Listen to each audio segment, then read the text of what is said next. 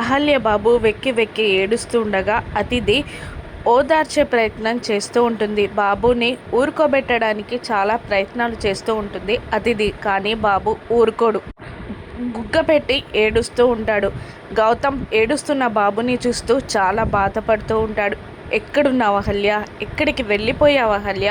నీకోసం మన బాబు వెక్కి వెక్కి ఏడుస్తున్నాడు. బెంగతో జ్వరం కూడా తెచ్చేసుకున్నాడు. అహల్య ఎక్కడున్నావు? తొందరగా రా అని మనసులో చాలా బాధపడుతూ ఉంటాడు గౌతమ్. అదే టైంలో అదే ఇంటికి ఒక ఆటో వచ్చి ఆగుతుంది.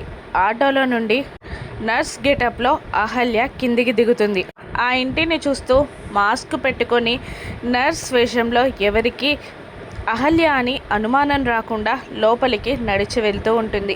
మెట్లెక్కి పైకి వెళ్తూ ఉంటుంది అహల్య. అక్కడ ఏడుస్తున్న బాబును చూసేసరికి అహల్య తల్లి హృదయం తల్లడిల్లిపోతుంది. పరుగున బాబు దగ్గరికి వచ్చేస్తుంది. గౌతమ్ అతిథిల మధ్యలో నిలబడుతుంది అహల్య. గౌతమ్ అహల్యని అదో రకంగా అనుమానంగా చూస్తూ ఉంటాడు. నన్ను గుర్తుపట్టేశాడా అని టెన్షన్గా చూస్తూ ఉంటుంది అహల్య. బాబుని ఎలా ఓదారుస్తుంది అహల్య? నర్స్ గెటప్లో వచ్చింది అహల్య అని గౌతమ్ గుర్తుపట్టగలడా? రాను ఎపిసోడ్స్లో చూద్దాం. Thank you for watching.